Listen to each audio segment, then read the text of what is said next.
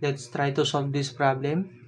Let u, 2x plus 1, 5, get the derivative of u with respect to x, du is equals to 2 dx.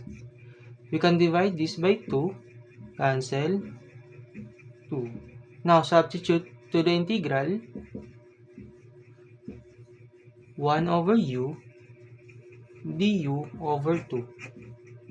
We can take this 1/2 outside of the integral, 1/2 the integral of 1 over u du. The integration of 1 over u is ln u plus c, 1/2. Now substitute u, 1/2 ln 2x plus 5 plus c.